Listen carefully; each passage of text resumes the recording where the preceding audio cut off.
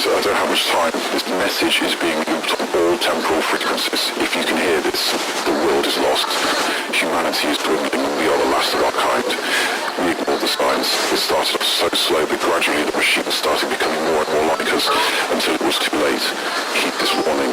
Don't let them in. Don't listen to them. Do not listen to them. Of course, listen to them. This is Scott Reece with Rob Cardosi with The Rabbit Hole with Cardosi and Reece. And what we do is we talk about anything and everything, music, movies, whatever the hell we want. Right, Rob? Exactly. Whatever we want. And today we want to talk about Ronnie James Dio. The man, the myth, the legend. The Hobbit. The very small man. He was He was. He was that was his band Elf, and we're gonna delve way back, but that's when I first heard of them, and then he went into Rainbow, and then he went into Sabbath, and we're gonna go through the whole thing. But Ronnie James Dio, what a vocalist, and to have that much come out of a man is just incredible. I mean, the voice on him. And he didn't start out as a vocalist, did he? No, he started out as a trumpet player, believe it or not, when he was 5 years old. What? His dad wanted him to play trumpet, and he actually did play trumpet in a band back in the 1960s called Ronnie and the Redcaps. Okay. All right, we're gonna delve back there. What do you remember the first time you heard his voice? Where were you, or what band was that with? First time I ever heard Ronnie was probably with Black Sabbath. Okay. Definitely with Black Sabbath. My dad was a big Black Sabbath fan, so he had all of Sabbath's albums, and it was weird. I was listening to him, and then he put on a different album. I'm like, well, Dad, that's not the same singer. And he's like, no, that's a different guy. His name's Ronnie James Dio. Right. I'm like, okay. So, there are people out there that love, they're Sabbath purists and they love just Ozzy. But I really dug the Ronnie James Dio era. Heaven and Hell was a refreshing, just crushing guitars. I remember hearing that first riff to Neon Nights, and that just kind of set the tone for the whole album. And from what I understood, that during Sabbath, Geezer was writing the lyrics, and then he was going through some, probably a divorce or whatever, and they let Ronnie James Dio, go more in his direction, and I think that was a great album. And then the Mob Rules, and then what was the third? The live something, right? Live Evil. He did. Live Evil. Yeah, Live Evil. Yeah. Yeah. But, why don't we go back a little bit and start at the beginning? And and we do, and we're starting a new thing here. Not a new thing, but we're gonna try to stump the professor, which is Rob Cardosi, and I'm gonna start it right off, right here. What is his God-given name? Ronnie James Dio's God-given name. Okay, I got to remember that one. I know it was Ronnie. Okay. Well,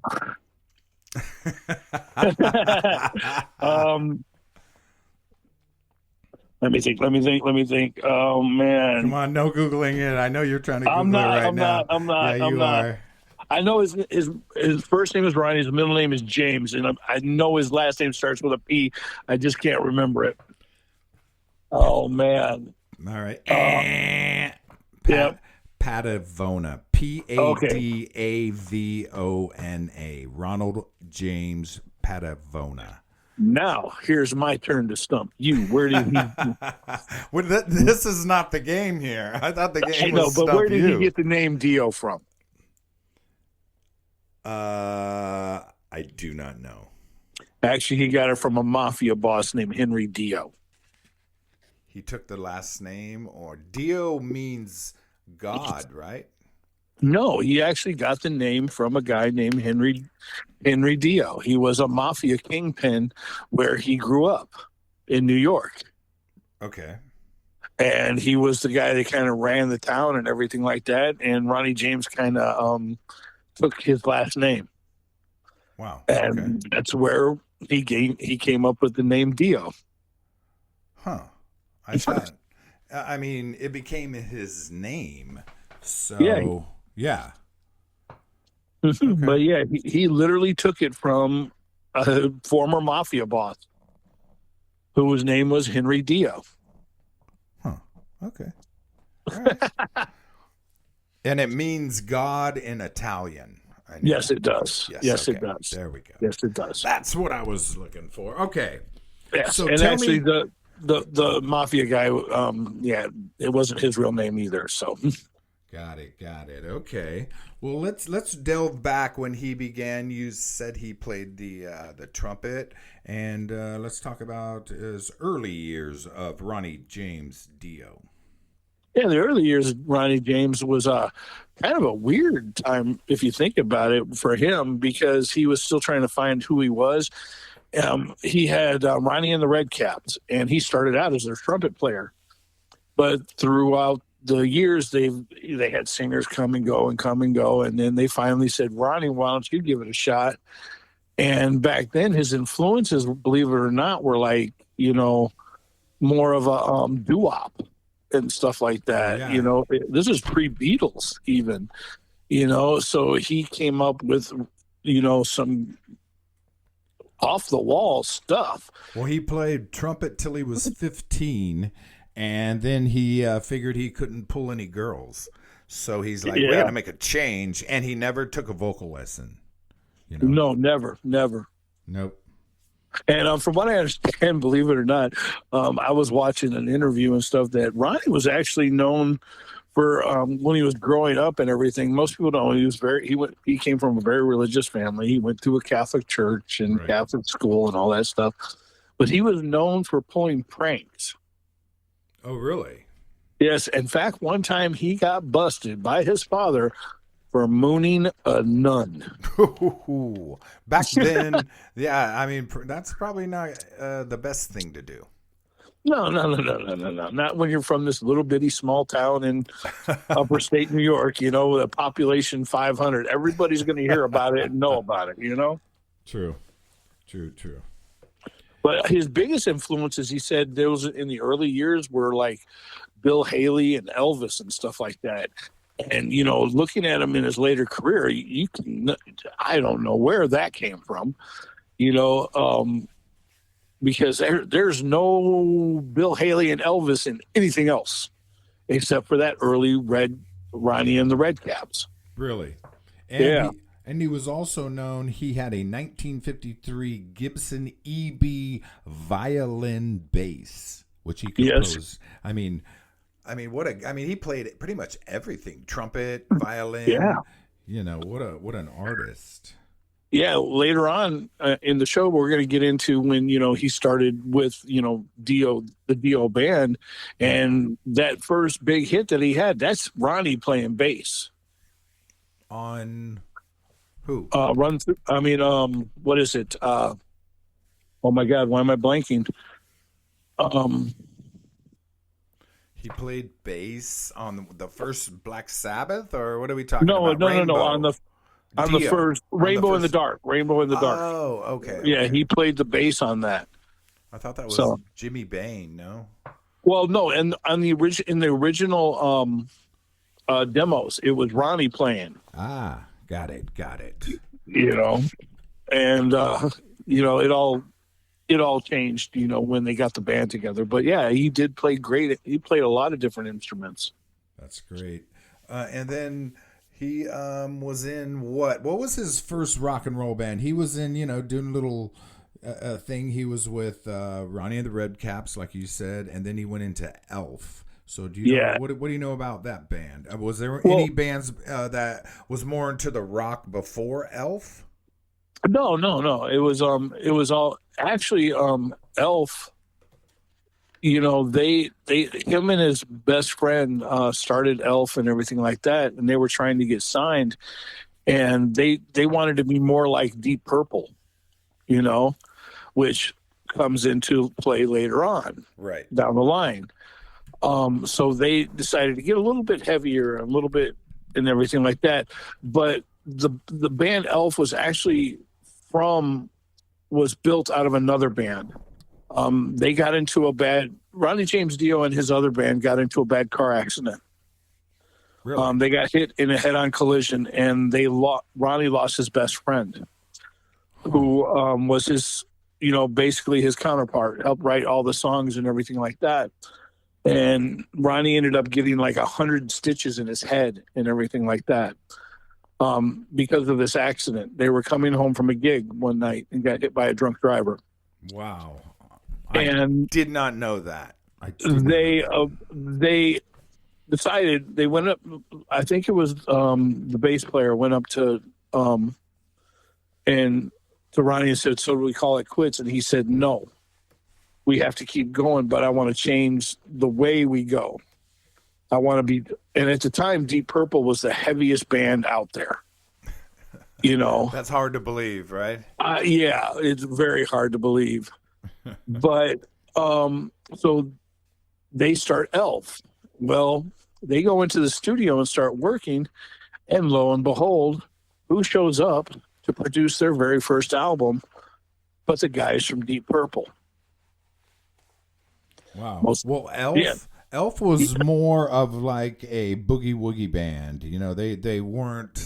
They weren't like, you wouldn't think he would make that jump from, kind of boogie woogie piano style band into Deep Purple, which actually, didn't he go into, I first heard of him when he was with Rainbow, how did that's the lead into it. He met Rainbow and then went with the guitar player, correct? Well, no, Elf was actually, Roger Clover, from Deep Purple. Okay. He decided to produce Elf. Oh. He produced their first album. And then Deep Purple decided to take Elf out on the road as their opening act. There happened to be some disillusion and stuff like that in the Deep Purple camp. World in the camp. Yeah. Yeah. And,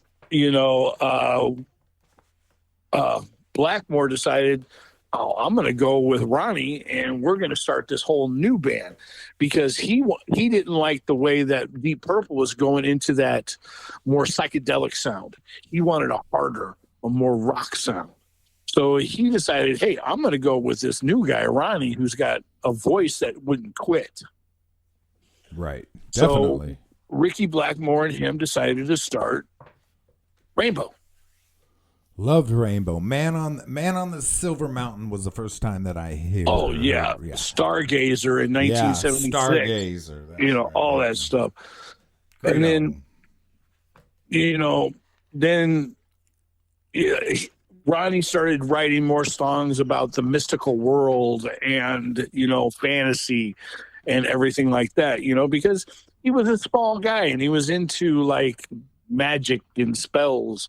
Everybody used to refer to him as the Hobbit of rock and roll, but he was really into all that stuff. Well, then, Ricky Blackmore decided, I don't like the way this is going. So he decides, hey, I'm going to fire this guy. I can't deal with him. And, fires Ronnie James Dio. And then you got Joey Lynn Turner, correct? Right. And went the total opposite way. Yeah, they went all pop. They went all pop. Yeah. So, well, I don't know how many people out there. You know where Ronnie met his wife, right? I do not. Wendy was a waitress at the Rainbow Bar and Grill. I did not know that.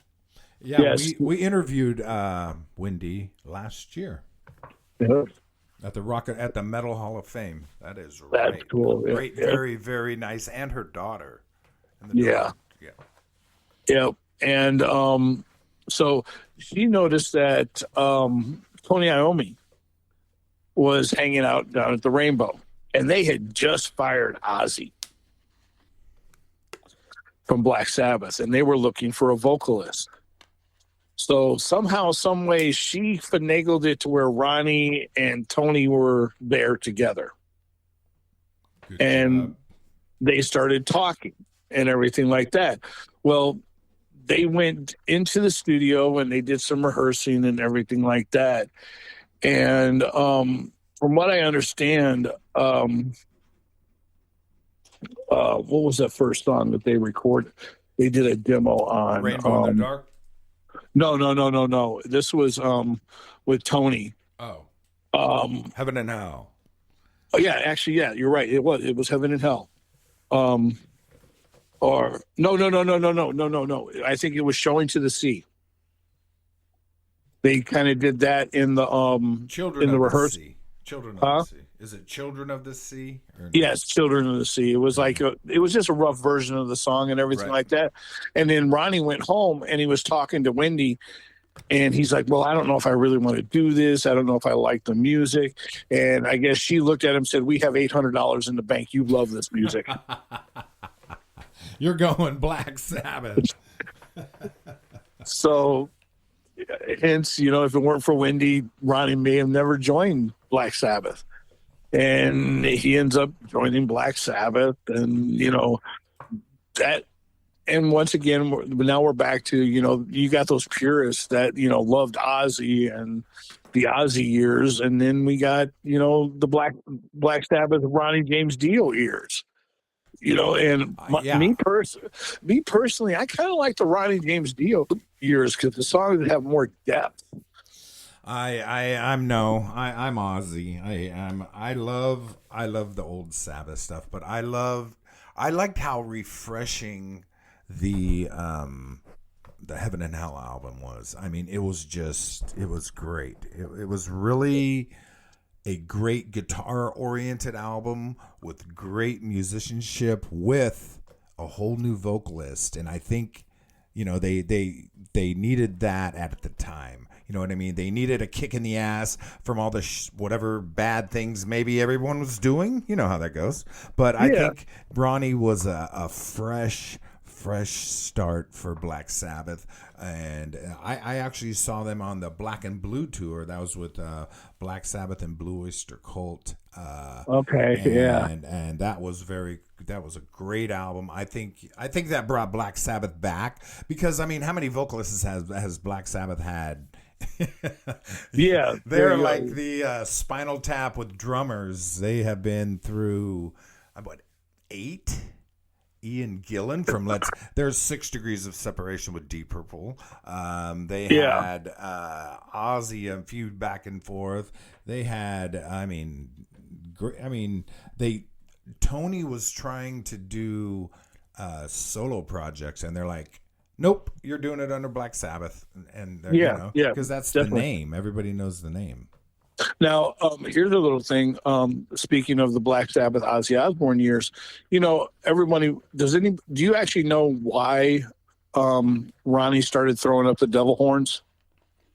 Wasn't it from his grandmother? Something like that? Well, yeah, that was a thing for his grandmother, but he came up with the idea of throwing the devil horns up because remember, Ozzy used to throw up the peace signs. Yes. So to show the transition between him and Ozzy, he changed it up and started throwing the devil sign, the horns, right? Which was an old Italian hex. Correct. Is what it was. It had nothing to do with the he said my grandmother would, do that. Yeah, so it was actually just a way for him to, he was actually showing a tribute to Ozzy in a way, he used to say, because, Ozzy with the peace sign, so he threw up the devil horns. He didn't want to throw up the peace signs to copy Ozzy. He wanted to set his own path in Black Sabbath. Right. And everything like that. And I think he did it very well.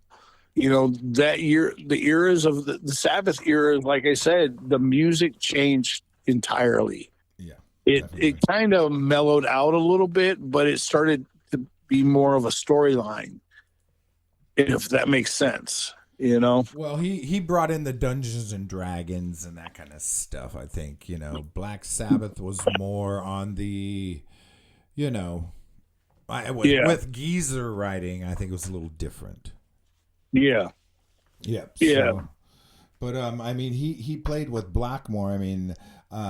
And I think Blackmore didn't like the way that that Ronnie sang over his chords.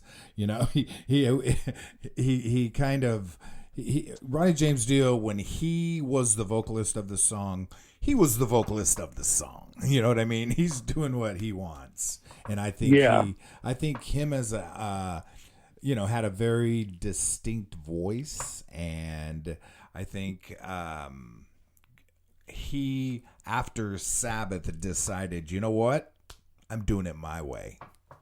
Yeah, it's like this. Back in the day, we've said this many, many times. We didn't have the internet. We didn't have YouTube. We had metal magazines and everything like that, and we had the album covers. And back then, we were always looking at the album covers, saying, "Oh, this is cool. I wonder how great this is," right, and everything. And Ronnie always had those killer album covers you knew were going to piss off your parents. So he was like that iconic, you had to get this just to see what your parents would say, because, everybody had their thing. Iron Maiden had Eddie on the cover of their album. Who else can I think of? We had Motley Crue that always had the Pentagon and stuff like that. Well, Ronnie always had Murray, the devil. I go ahead. Let's hear that. Murray was kind of a devil character, but he was more of a medieval style devil, Black Knight-ish type guy. And it was developed by Ronnie, and he kept putting them on all of his album covers. And everyone asked him one day, "Well, what is this?" He goes, "It's just Murray." Just Murray. That's how he got his name. That's how his iconic mascot got its name, Murray. He just said, "Hey, it's just Murray." Now, which one is it? The guy on the devil guy, or who is it? Yeah. Okay. And he's on every album cover. Every album cover Dio ever did, as far as being in the band Dio. Not on any of the Sabbath or Rainbow or Elf or anything like that, but every Ronnie James Dio album, Murray is on there. Wow. All right. Well, what I heard on Holy Diver, he claims all lyrics, melodies, and changes are mine. In an interview in 1983, he said, "Everything is mine. My writing has been medieval flavored." Mm-hmm. And if it's yours, it's yours. Yeah, it is. If I created it, I created it. Yeah. So even now we're entering the Dio years, right, and everything like that. So Ronnie James, him and Vinny Appice got together. We interviewed Mr. Vinny. Is it Appice or Appice? It's pronounced either way. He answers to both. I know. He literally does,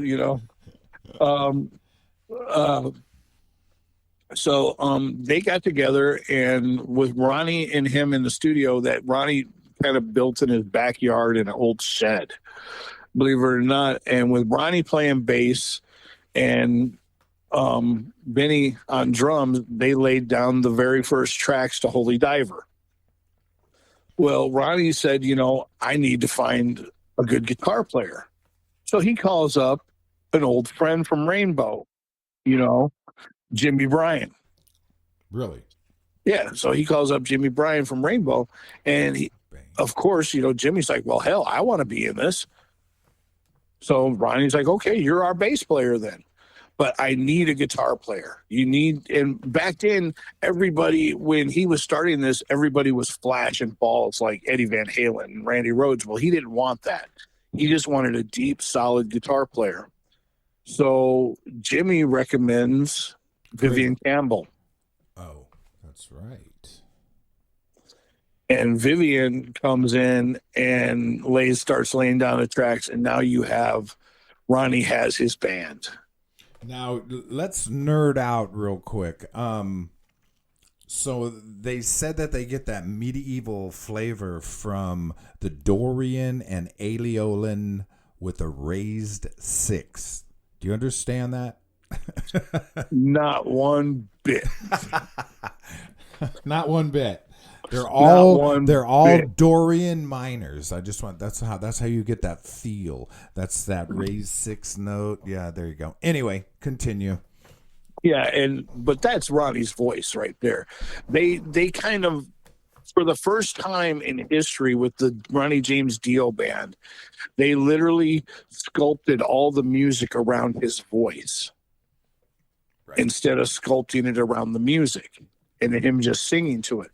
This time it was around his voice and him telling his stories and going back to the medieval time, because the man was a very big fan of like J.R. Tolkien and stuff like that, and it's still I still think it's, such a iconic thing that his wife worked at the Rainbow and he was in a band called Rainbow. It's just like iconic. You know what I'm saying? It's just like we said a few weeks ago on our episode about the Sunset Strip. It all goes back to the Rainbow Bar and Grill. Everything goes there. There's 6 degrees of separation from the Rainbow. Yep. Well, all right. Here's a Wendy Dio. What 2 sports did Ronnie watch to inspire him to write lyrics? What 2 sports? Yep. I have no idea, actually. I didn't even know Ronnie was into sports. Baseball and football.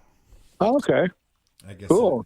The combat maybe the conflict. Yeah, that sounds familiar. I do know that he was a very, very big chess player. He loved to play chess. I love. Do you play chess? Do you play chess? Yes, I do. I love playing chess. You can play online. Me and my buddy were playing online for quite a while, and then I started beating him too much. So dude, I'm too busy. And then I do know for one Christmas, Wendy had a custom-made pool table put in their house. Really? With lions and everything for the legs, and he used to spend hours and hours playing pool. I do know that. So he was he loved playing pool. Now, there's another thing that Ronnie was very into, and I know you know this. He was a very generous and very charitable man. Definitely. He was a sweetheart from the inside out and everything, and he supported so many different charities and everything. Well, a lot of people don't realize that when We Are the World came out, they did the metal. They did the metal version, correct? Right. Well, Ronnie wanted to be part of the We Are the World thing. And they told him no, because that wasn't the type of music that was being featured. So Ronnie gets, he's like, well, fine, you do your thing. I'm going to do you one better.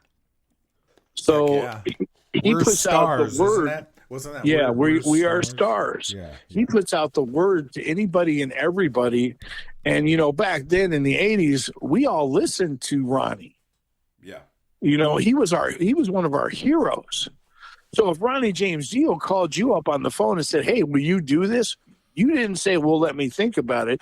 You just said, okay, what time do I need to be there? Yeah, definitely. So he calls up Kevin DeBro. He calls up Rob Halford. He calls Vince Neil, George Lynch, everybody. The guys from Queensryche. Even what's his name from Spinal Tap, showed up, and they recorded We're Stars. And to this day, I love the entire version. Most people have heard the 6-minute version that they used to play on the radio, but the actual version was actually 14 minutes long. Huh. And that's because 8 minutes of it was guitar solos. You can't have that many guitarists. You get a bunch of 80s guitar players together, and you have a bunch of solos. That's weird. Yes, who figures? You're gonna put 20 guitar players, and they're gonna say, "Well, no, he can do it. I'm okay." Not everybody's got to say, "I can do one better than that." Let me do it again. Yep. And they ended up actually raising over $10 million for the Ethiopians. Wow. And that's that was very, very close to even what We Are the World collected, you know? So it's like, don't tell Ronnie you can't do something. Right. He's just going to go out and do it himself. You know what I'm saying? And he was the guy that did his vocals in 1 to 2 takes. He didn't mess around and do it 300 times. He's like, all right, let's do it. Bam. You know what I mean? Yeah, and he never, ever used overdubbing, ever. Professional. Very professional. Yeah. Yep. And then, then there for a while, he then I think it was mid 90s, he lost his record contract, because at that time, everything was changing.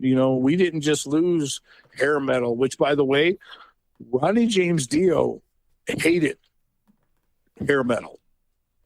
Really?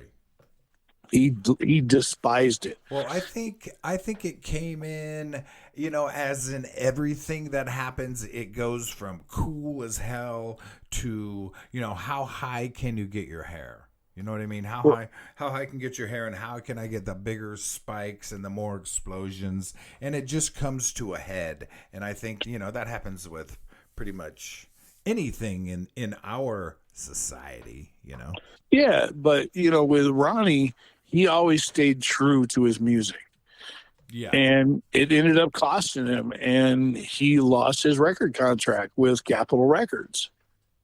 Well, then we fast forward to the year 2000, and grunge is starting to go bye-bye.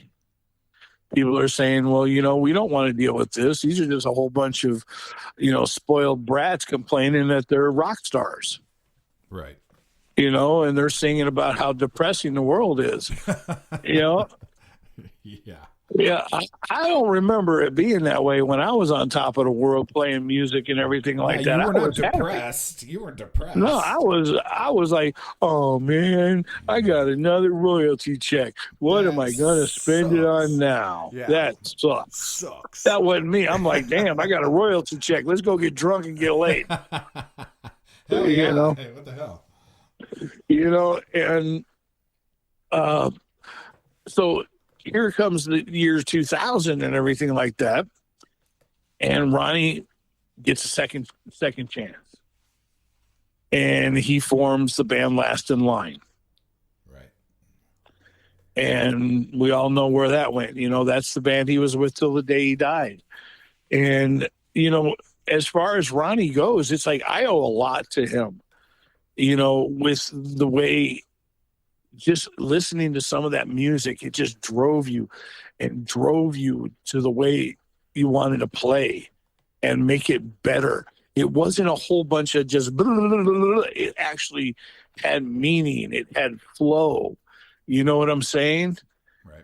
And I used to tell people when I would teach guys playing guitar, faster isn't better. Louder isn't better. Just play the notes pure. Tone is everything. Yes. Put your heart and soul into it. And that's what Ronnie did in every vocal he ever sang. You can hear the heart and soul in everything. And the day we lost Ronnie, we lost a god. We lost a rock and roll god. And he will never be replaced. Now I will give you this. Have you heard of the band Liliac? I have. They're a female vocalist, right? Young. Yeah, they're band. They're a family. The entire band is a whole family. Oh. You know that Wendy has given them total permission to do any of Ronnie's songs they want to do. Wow. They can record any of Ronnie's because they have done such justice doing his songs that she gave them total permission to do his songs anytime they like. That'll tell you. That tells you something right there, doesn't it? Right there. Yeah, right there. Both with the heart of Wendy to be able to do that, and then the carrying on the Dio name and vocals and given that's great. Got it. That means a lot to Liliac also. Yes, very much so. I got to meet Ronnie once and only once. I wish to God I could call him a friend, but I only got to meet him one time.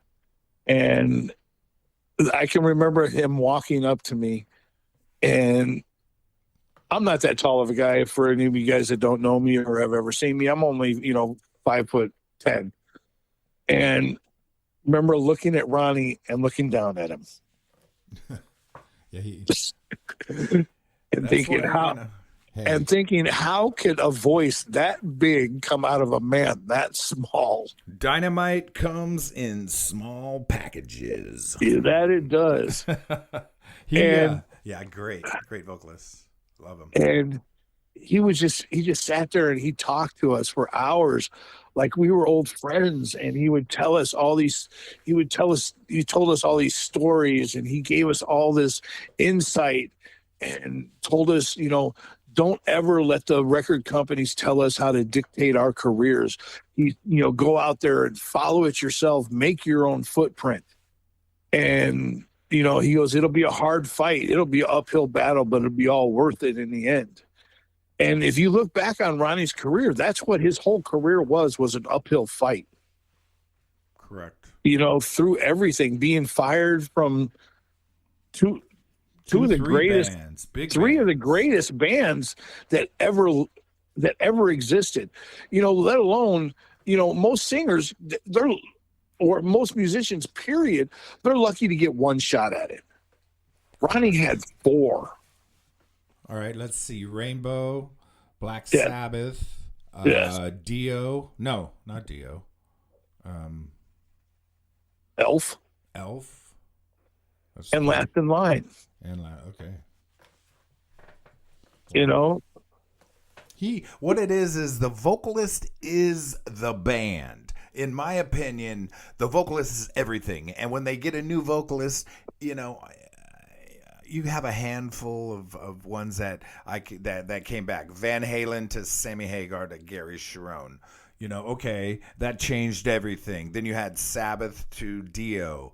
Then you had AC/DC, not on purpose. That was not by choice. Right. And to become bigger, Brian Johnson, made the band bigger. It was underground. When I was growing up it was underground. And I think that's, it went mainstream, which is good for them. It's good for the band. But, I think Ronnie James Dio, his voice was so distinctive that he created, his own genre. And, really. And I mean, and look who wanted to play with him. Everybody.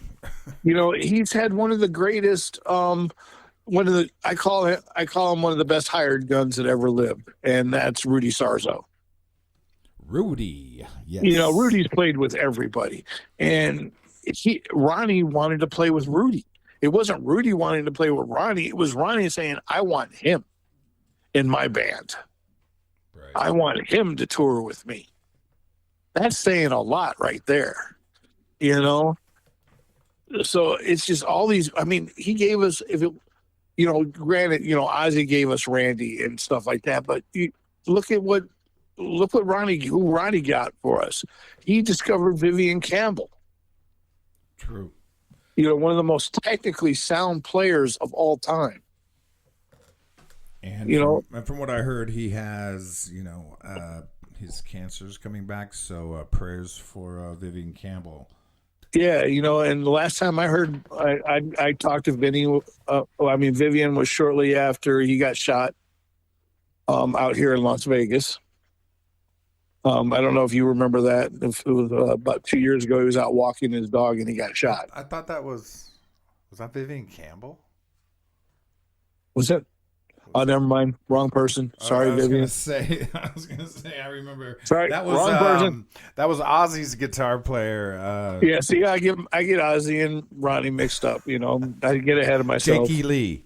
Yeah, it was Jake. Right. Sorry, it was that right. It was Jakey Lee, not Vivian.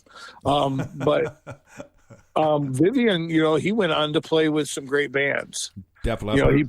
Def Leppard, Whitesnake. Yep. So yeah, there you go.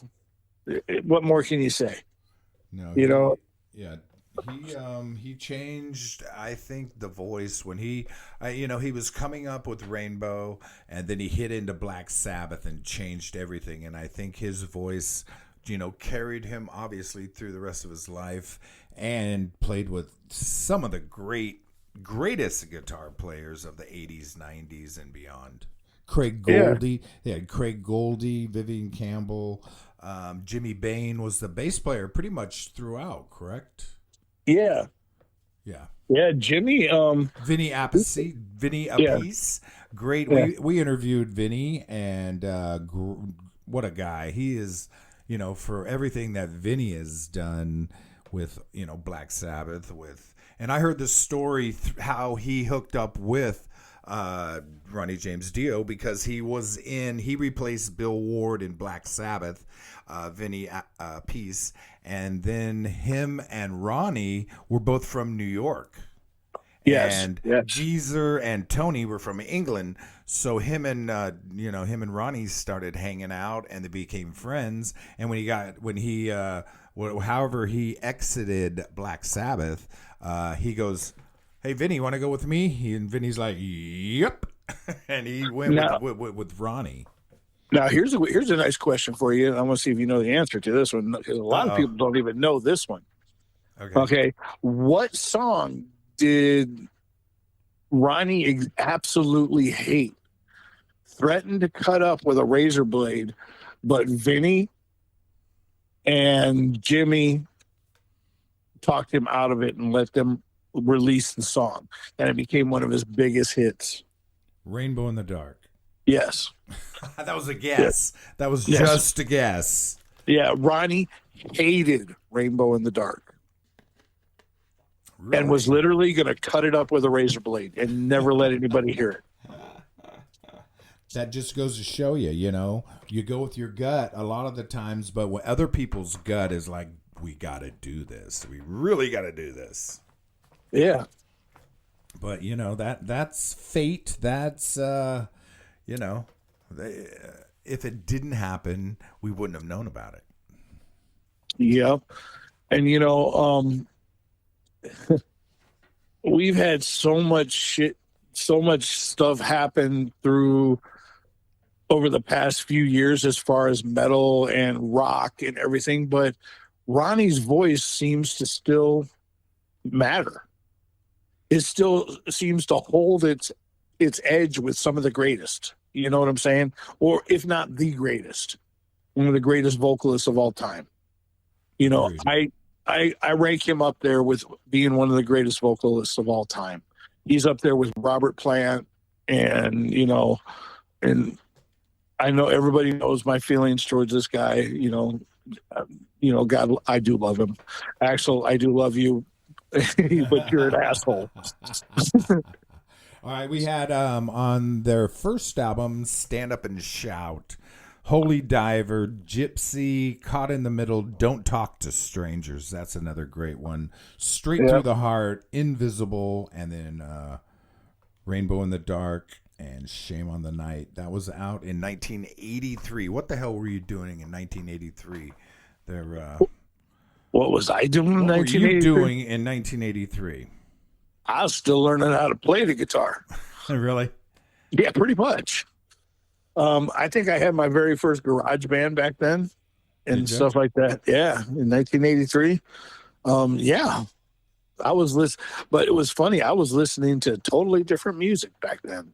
I was listening to more like Genesis, and that was about the time that I was really discovering what heavy metal was. Because my dad, that's when he started introducing me to Led Zeppelin and Steppenwolf and Black Sabbath and everything like that. So so you got introduced, and then what year did Dio's first album? 83, it looks like. 83. Yeah, 1983. Holy Diver. Yeah, Holy Diver was the first one. And I bought Holy Diver just because I wasn't lying when I said I bought it. I bought albums a lot of times because the cover looked cool. I bought Holy Diver because I thought the cover looked awesome. Definitely. He always back then it was more mystique. You know what I mean? It was more like you said. You see an album like Iron Maiden, or you see a Judas Priest cover, and you're like, oh, I'm gonna get that. I think I'm gonna get that. I think that'll sound really good on my turntable. Back in the early days, Ronnie James Dio. So how many times did you see him?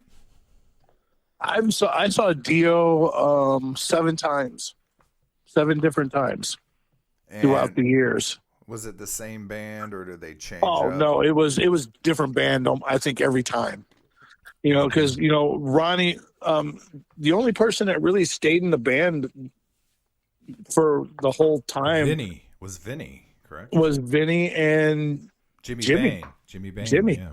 Yeah. He was there for most of it. He was back, from the Rainbow days,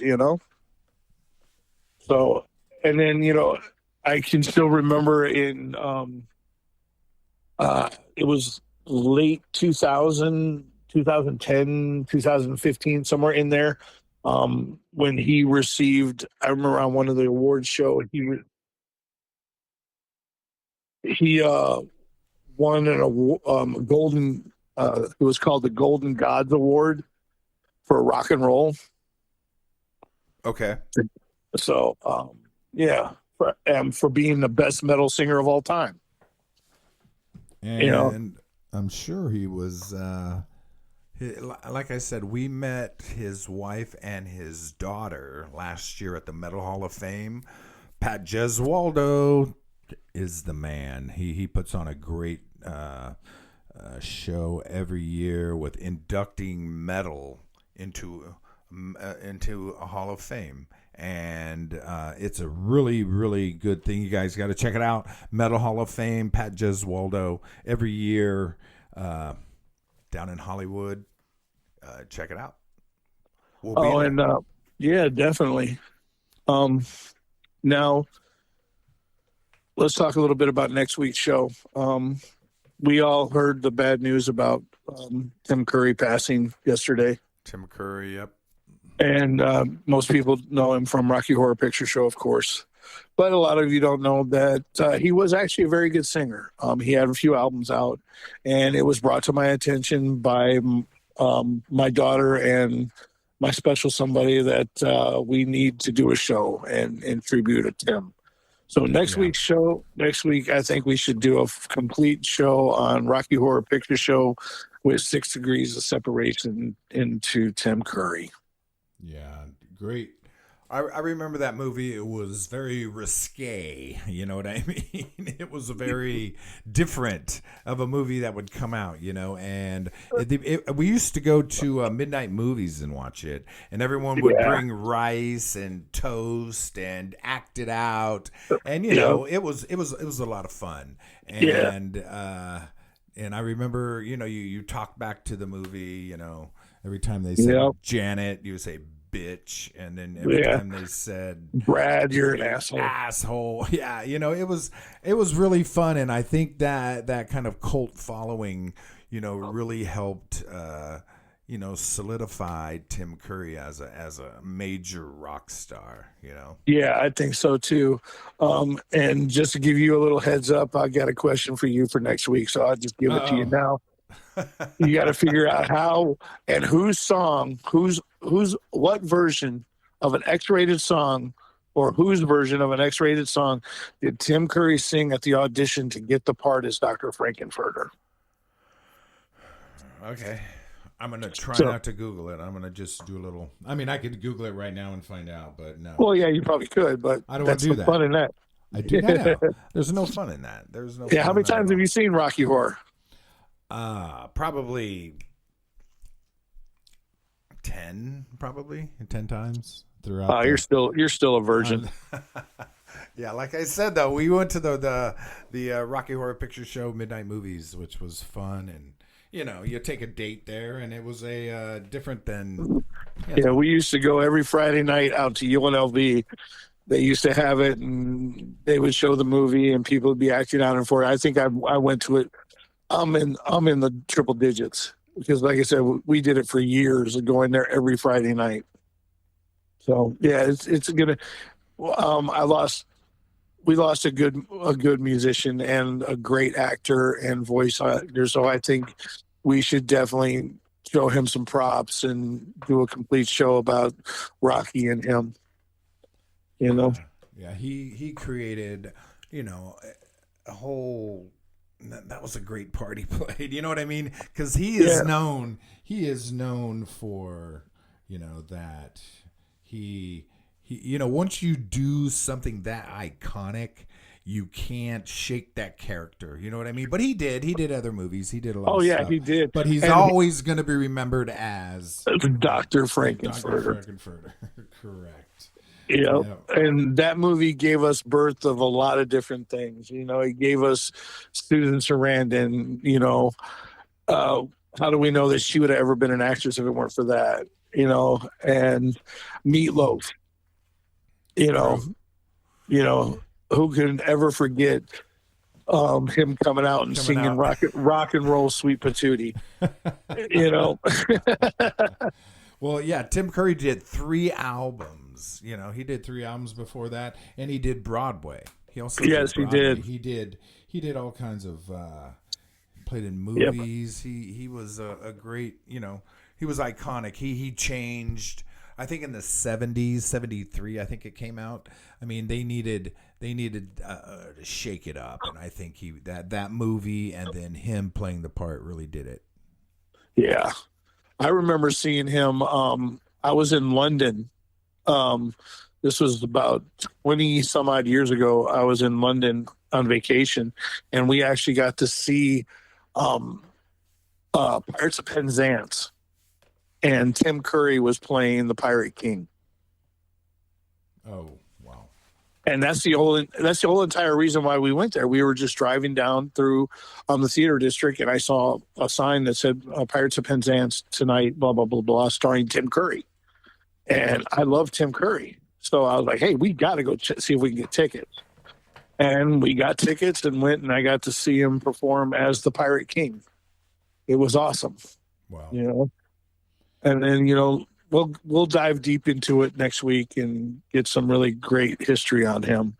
But And we also lost another, you know, yeah, we lost Dolly the same day. Dolly Parton. You know, Yeah, and she didn't take no crap. You know, she may Right. have been a bit busty, but she, you know, she owned it. And I guess I was I saw a thing on David Letterman, and instead of going out and letting him, you know, give her a rough time, she came out and just like, hey, yep, whatever. That's what they are. Just don't worry about it, and, you know, shut him down. And that's the kind Yep. of woman that she was. And she had a lot of, you know, she created the book. She gives away books every year. Yeah. She does the amusement park. I mean, you have your own amusement park, you know. Yeah, Most people don't have that. Most people don't. I've have been that. to Dolly World. Have you? I've been to Dollywood. It's fun. It's a blast. And anybody ever goes to Dollywood, make sure you go get the cinnamon bread. There's no other like it anywhere. Okay, I gotta go. I gotta go to Dollywood. Yeah. And now I love Dolly. She was a great singer, but we all got to talk a little bit about that little controversial rock album she did. She's a great country singer. She did a rock album. She did. She actually sang some Guns N' Roses song on one of her. She sang a Guns N' Roses song on her rock album. Oh, and it doesn't sound like you really were impressed. Not really.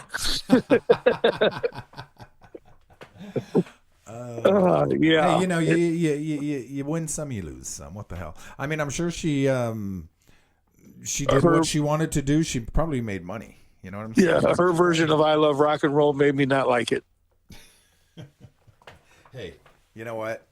She was a coal miner's daughter. No, she wasn't. That was No, she was not. wrong, No, that was one. Loretta. Something like that. What was her Dolly- first hit? Her first hit was God.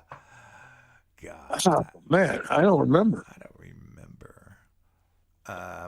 Anyway, we will know next week. Was there something about one of her 7-color coat or something like that? No, because her mom sewed her a coat and it had all these different patchworks and it was just or something like that. I know there was a song about that because I know she did grow up in a 1-room cabin with like 5 brothers and sisters, and they couldn't afford a lot. She had a bunch of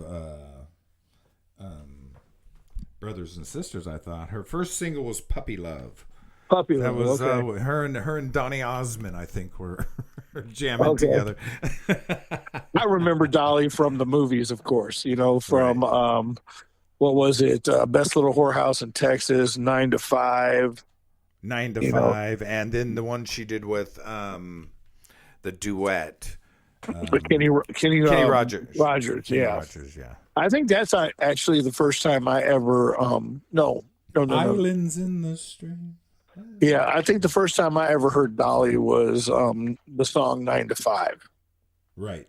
And she wrote it with her fingernails. She was doing her fingernails across her other fingernails, and that's how she came up and sang whatever song it was. Because I watched a thing on Dolly last night. Anyway. Okay, yeah. Anyway. She was a great performer. Useless knowledge. Useless knowledge. There you go. Yeah, and if you ever get the chance, go to Dollywood. It's well worth the ticket price, and you'll have a blast. There you go. You know. All right. Let's sum up the show. Who we talked about: Ronnie James Dio, the bands he was in. We talked about how he started. Tell us your wrap it up. Wrap it up, Rob. Ronnie James, there'll never be another one. There'll never be another Ronnie. He was one of the best, with the greatest vocalists of all time. And if you don't know who he is, run out, go on YouTube, search him, look up for Holy Diver, look up Rainbow, look up any of that, and you'll be hooked for life. I guarantee it. We usually do a 6-degree separation, segment. There is no way we could have done that this week. We had to do a whole show on 6 degrees to Ronnie James. Yeah, he's such an influence in rock history. And all the musicians he played with, I mean, Black Sabbath, with the guys from Black Sabbath he played with. Deep Purple, knowing all the guys from Rainbow, all that stuff. If it weren't for Ronnie, we wouldn't have some of the greatest music that ever was made. I agree. Bottom line, 100%. And his wife is carrying on his legacy and allowing other bands and really keeping the spirit of Dio, of Last in Line, and all the bands that he was in, keeping his legacy alive. And I think that is what Wendy Dio is doing. And she's doing a great job at it because we're still talking about Ronnie James Dio. Yep. He's been gone all these years and everybody's still talking about it. And a lot of that, it's all on Wendy's shoulders. I love her to death, and I hope she knows that how much we all appreciate her carrying on Ronnie's legacy. Definitely. He started his own, genre, and I think he basically created his own thing and took off with it, and did a great job. And I really love all the work that he did. And he also he passed, and he had stomach cancer. And I know she's really Wendy is really into raising money for cancer, and that's a great cause. So Yes, definitely. Yep. So Rob. Yeah. The Rabbit Hole. Cardosi and Reece. Another one in the tank, in the bag, ready for full disclosure. Yep, and make sure you guys check us out on the radio every Friday at 12 noon. Tell them where they can find us at, Scott. 89.5 KZCT OzCat Radio. What you do is you go to the plowzoneradioshow.com, go on down to OzCat Radio and click on that, or OzCatRadio.com. Check out 12 o'clock And that's our news station we were on, and we want to thank everyone. Rob, till next time. Yep. Peace. I can always say, peace out. Peace out.